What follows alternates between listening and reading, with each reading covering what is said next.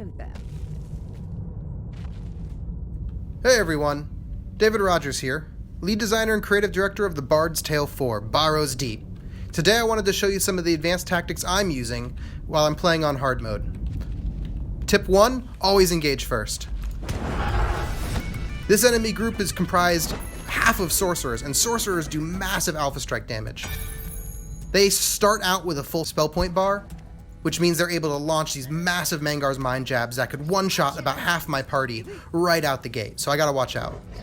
So, my party comprised of 2 fighters, and their main role is to redirect damage by using taunt, and they can apply a little bit of damage themselves, but my 2 main damage dealers are Raggedoo, my rogue, and Green Lady, my practitioner, who I've specialized to be an intelligence-based sorcerer. I also have 2 bards, Shufflin' Joe and Fiona, and they're here to provide buffs to my team. They provide fire shields, reset cooldowns, and primarily my goal with Shufflin' Joe is to get 6 drunk stacks and launch a Falcontine's Fury that will cause the entire enemy team to chain reaction with massive explosion damage. Yeah. So let's start by dropping the Green Lady into Meditate. She needs spell points to operate, and she has some really cool buffs she can hand out, but she's got to get spell points to do it. Suppose. Next, I'm going to use Storm of Blades. Raggedoo has a puzzle weapon that he unlocked that's destabilizing, meaning it can remove spell points from enemies. So I want to get her a little disempowered and rip about half her spell points off. Fantastic. Next, I'm going to drop into Stealth and start using Razor Strop. Razor Strop takes a turn for me to sharpen my blades and get a ton of bonus damage. However, if I don't drop into Stealth, I'm likely to get interrupted in the meantime because these sorcerers do a ton of mental damage. Really? Next, I'm going to get good and drunk. Shufflin' Joe here, I'm trying to get to 6 drunk stacks, and one of the fastest way to do that is by drinking Elven Wine. So I start off with 4, and then I'm going to launch into a Kale's Rudiment. That'll provide a fire shield for my front line. So any melee attacks I suffer from, like the Fashawn, for instance, will get responded to by lighting them on fire, and a little bit of tick damage, which is nice.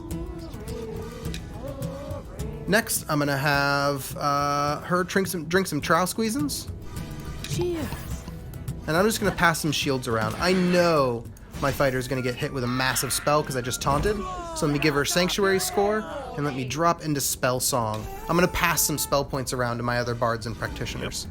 And then lastly, with this last spell point, I'm going to throw an Eviscerating Gash onto this sorcerer, deal a little bit of damage right out the gate, but cause her to bleed. And bleed is a ton of fun because it triggers every time they move in this or their next turn.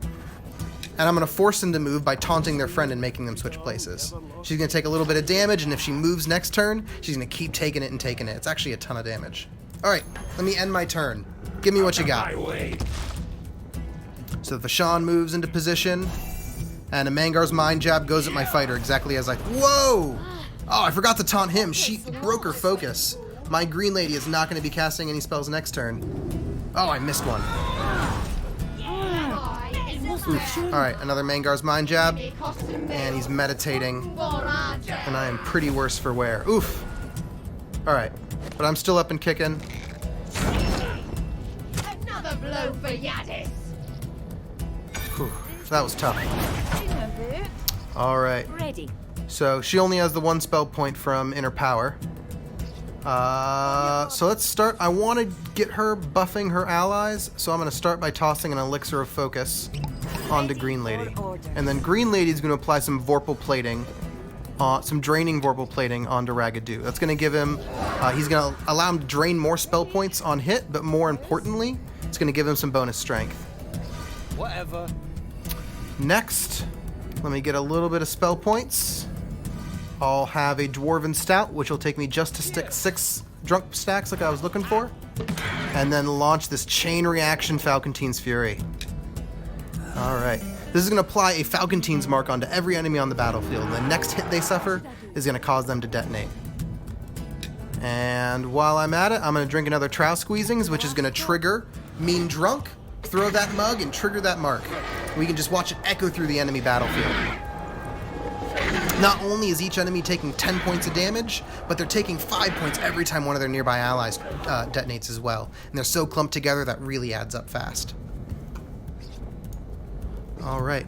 So Ragadoo, the ability I want to use is on cooldown, but that's okay because I have Rhyme of the Duo Time ready right here.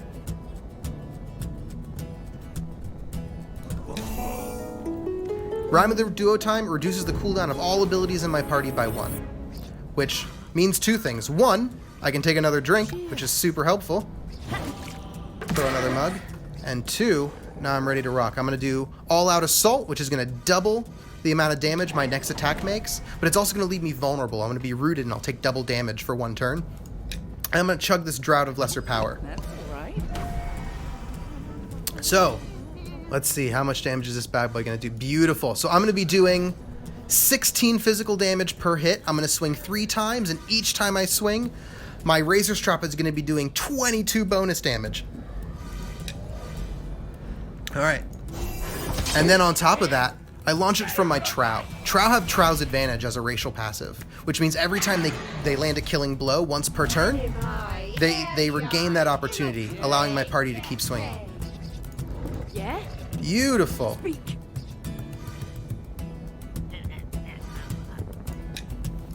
All right, is anyone strong enough to take him down on their own? I think he is. He can do 14 damage. How about you? What should I do? Not quite. All right. So I'm gonna have Shufflin' Joe polish off this Fashawn, and with my last spell point, I think I can sneak over and take out that archer. Oh, perfect. All right. So she has a passive that every time I deal damage, there's a 30% chance to regain a spell point. That can result in some really unlikely streaks. Hopefully, I'm on one right now. That's 2 criticals. All right, 3 was all I needed. All the archers are taken out. And she's 2 low spell points to cast any spells, so he's the only one I got to worry about. And she's just going to make a noble sacrifice, taunt this fighter, which is only up because of my bard's spell song, and launch 1 final attack. And my turn. Out of my way! Alright, she's going to drop into a meditate because she has to. Without spell points, those sorcerers do not operate, and I can use that to my advantage. So if I can't kill them, I need to be able to break their focus. So I'm going to start by dropping an elixir of focus onto her, and then launching a Mangar's Mind Jab. Ooh, is that going to be enough? Well, we'll find out. Mangar's Mind Jab, here we go. Hey, perfect. Thanks to my bonus intelligence from the elixir of focus, I was able to break his concentration and stop that channel. All right. Next, let's see if Ragadoo here. I can't do another Rhyme of the Duo Time, so Ragadoo's out for 1 turn. I'm gonna hide him in shadows so he doesn't get killed. And all right, let's see if we can't kill her off with a bleed combo. I'm gonna use Ready. Tell me what you need. Eviscerating Gash to cause her to bleed. Next, I'm gonna use Foe Dropper to knock her over to one of my bards. Yeah. And this bard just drank. Let's see. On your word. Yeah, they both drank some. Do either of them have knockback? Really? No, neither of them have knockback. What should I do? They could though. Here we go. She's gonna drink some Dwarven Stout, which gets her some spell points, but also grants her knockback.